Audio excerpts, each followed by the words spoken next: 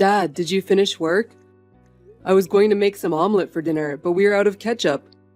Yeah, I was just about to leave. I forgot I had a committee meeting, so I have to work on a few things and then I'll be home. Would it be okay to have dinner after that? Sure, you want me to cook? No, I'll cook, it's okay. I want to make omelet. I don't have school tomorrow, so it's no problem. Can you pick up ketchup on your way home? Of course I can, but is my cooking that bad? Well, the last time you made omelet, it turned out to be a poached egg, right? Right. Oh, by the way, there's the movie you've been wanted to see on TV tonight. Oh, the one I have been dying to see? Let's finish everything and watch it together before we go to bed. I'll make sure I'll record it just in case. Hey Sean, remember me? You didn't block me, did you? Are you getting this? What? Who is this? Have you forgotten already? That's cold. But I understand since I haven't seen you for 7 years. This is your mother. You're kidding, right? There's no way she'd contact me now. Are you really my mother? I tried calling home, but there was no answer. I remembered I had your old cell phone from elementary school. So I just looked at the phone book to get your contact. I hope Heather is doing well too. You've got to be kidding me. What do you want now? What? Is it so weird for a mother to worry about her son and daughter?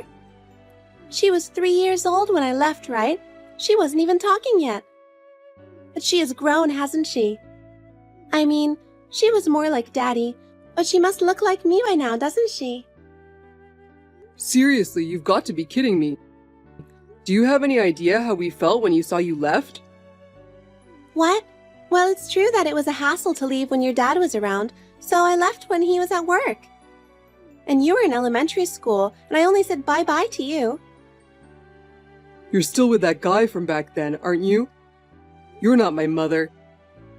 You should be ashamed of yourself for leaving us like that. You are a disgrace to this family. Don't contact me. I don't have time for you. I know you're busy right now. Your father had an accident and went to heaven. What? It's sad, isn't it? But you know what?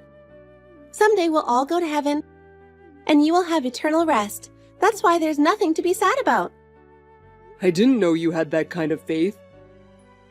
And yet you had an affair. I heard through a friend that the funeral is the day after tomorrow, so I texted you. I thought I'd go to the funeral. It's too much for just you and Heather to take care of the funeral, right? Are you kidding me? Don't come. I don't need your help. I'll take care of everything. Really? I thought I'd be nice to you. And you're turning down my generous offer. What a sad little boy you've grown up to be. I wonder how he raised you. You're my son, so you should act like it. Seriously, you're a joke. You've done nothing for us your whole life. And you're gonna talk bad things about my dad? What kind of nerve do you have? Well, then good luck with the funeral. I'm going to the funeral anyway. I have to go get my money and my inheritance. Huh? What's that? What are you talking about? I'm talking about the inheritance from your father. And the title to the land and house where you live now. I'm supposed to get it when he's gone. What? You're going to get it? That's right. Your father promised me. He promised me that if he goes to heaven first, I will get the house and all the money. That's why I'm going to get it just like he promised. I'm going to get all of his inheritance. So after the funeral, the house will be mine too. I'll move in with my new husband. You guys have to leave. Huh? What do you mean we have to leave? Isn't it obvious?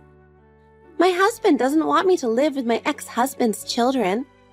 I'm already divorced, so I'm not obligated to support you. I have no choice but to ask you to leave. No, seriously. Don't be silly. You left 7 years ago and now you want us to leave? And you're going to get all the inheritance? That's the way it is. The distribution of inheritance is governed by the will of your father. I don't care what you say. He said he's going to give it all to me. The money, the house, everything. If you want to hate me, hate your dad who said he'd give it all to me. Hey, wait a minute. I don't care about me, but Heather is only 9 years old. If we both get kicked out, what are we going to do? Where are we going to live?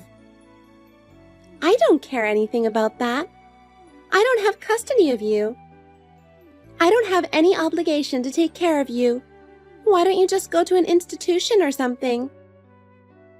You've got to be kidding. How little sense of responsibility do you have? Why did you even give birth to us? Because your daddy wanted to have children, that's all. Now pack your things so you can leave as soon as the funeral's over. Make sure you pack your things well.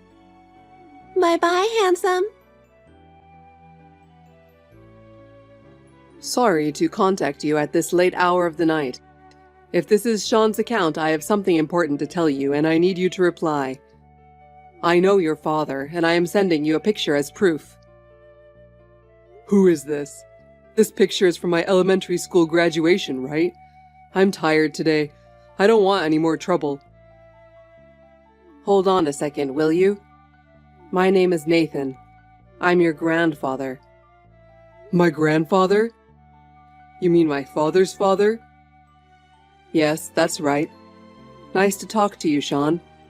I'm so sorry for your loss. I didn't get a chance to contact you until this happened. Your father gave me your contact some time ago, but I couldn't text you. And I ended up leaving it until now. No, wait a minute. I don't like it when you suddenly text me like this. Seriously, you're my grandfather? I was told that neither of my parents have any relatives. That's right. You're right to be skeptical. I've never met you since you were born. I opposed your parents' marriage. After a big fight with your father, I sort of kicked him out of my family. We've been almost completely separated. I didn't know that. When you were born, he contacted me with pictures, but I didn't return his calls. But he still contacted me regularly, but I never returned them. He was always seemed to be fine, so I just assumed it would happen eventually. I'm ashamed to admit that I just found out today that he was even divorced. I'm really sorry I couldn't help you at a critical time. No, that's okay. It's not your fault that they're divorced. Don't worry about it. Besides, the three of us were always laughing and having a good time, so... Thank you for saying that, Sean. So, I was wondering if we could talk about the future. Will you make me your guardian? What? Since your father is gone and you are still underage, you'll have a hard time living and go to school without a guardian. I think it would be better if I could stay as close to your life as possible. Because as it is, and even if you have a house, it would be difficult to live just you and Heather. Well, it's true that I was wondering what I would do. Right? Children can't just live on your own. I was wondering if you would be willing to let me and my wife to be your guardians. You know, in situations where you need a guardian or a guarantor and of course financial assistance. What? Are you sure? Of course. I want to help you because I couldn't do anything for you until now. This is my own atonement, and I'd be very grateful if you guys would let us. We're willing to do whatever it helps. Well, thank you, but is it possible for Heather to live at your house? And if possible, I'd like you to be my guarantor to rent an apartment. What? What do you mean? What about the house you live in now? You probably don't have to pay the mortgage, right? You don't have to leave your house. Actually, I got a text from my mom today. Apparently, Dad promised her that she'd get his inheritance when he's gone. So she told me and Heather to move out of the house. Are you serious? She said she's going to live with her new husband. She said we should go to an institution or something. I honestly don't know what to do. That woman is still a jerk, even at her age. Oh, I'm sorry. She's your mother. No, I'm afraid that's exactly what I think about her, too. She should be ashamed of herself to send her own children away. She's not even entitled to get your father's inheritance. I looked it up on the internet, and it seems like she's not entitled to it, right? Right, she's not. She seems so sure of herself. So, if I could rely on you, I want to ask you to take care of Heather. I'll drop out of high school, rent an apartment and work, and I want Heather to go to college. You don't have to, don't worry. You guys don't have to be separated, and you don't have to quit school. Really? I really don't want to be apart from Heather either. I was fed up with school every day, but it makes me sad if I think about I have to drop out, and I wouldn't be able to see my friends anymore. I understand your feelings. I've already caused your father a lot of pain by kicking him out, and I can't forgive her for saying such unbelievable things. I'll take care of everything. Don't worry about anything, you did your best. Thanks, Grandpa. I'll make sure I keep you both together. That's the only way I can be forgiven by my son and myself. Hey, I'll be there around 1 p.m. today. Have you made arrangements to move out, or do you live there? I thought you'd call me, but you didn't. I dare you to do it yourself, but you're just a kid after all. Hey, are you ignoring me? Are you trying to go against me? Poor little child. Hey, let me in the house. How long are you going to ignore me? Don't you want to know when the moving date is due? Or are you already gone? Hello, Amanda. I'm the one who put someone in front of the entrance to not let you through. You're nothing but a thief.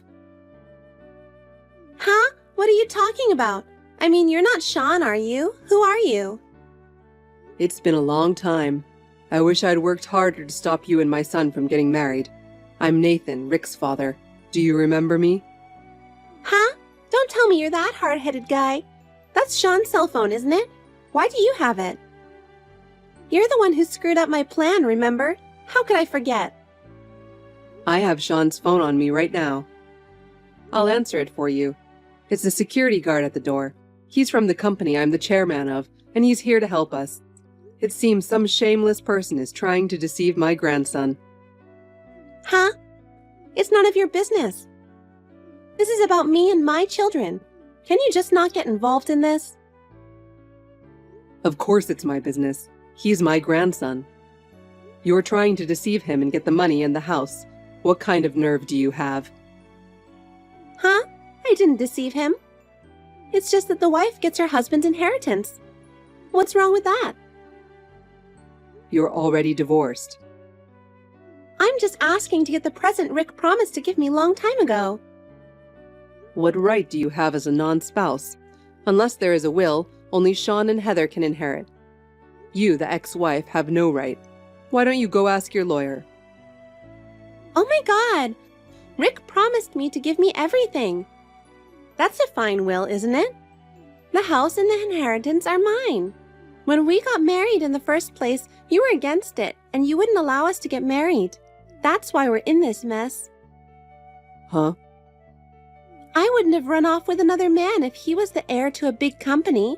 Well, I didn't think it was a good idea to marry him either, when he was going to be the next president of a big company.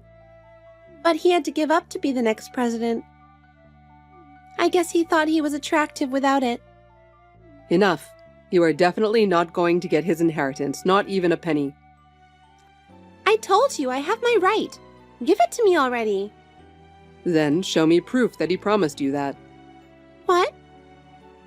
The will, the letters, the voice recorder. Show them if you have them.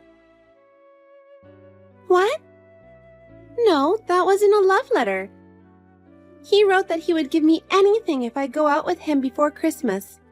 Now the whole inheritance is mine. This house will be mine and my young husband's. Well, the letter was so gross, so I tore it up and threw it away.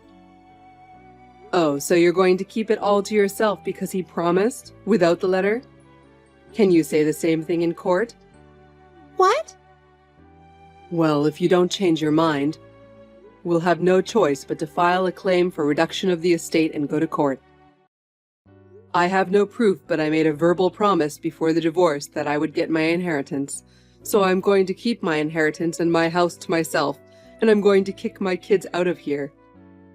That's what you're going to say in front of the judge. I have a lot of contacts with lawyers. You're going to court? How far are you going to get involved in this? I told you not to get involved. I'm Sean and Heather's grandfather, so I'm not a stranger.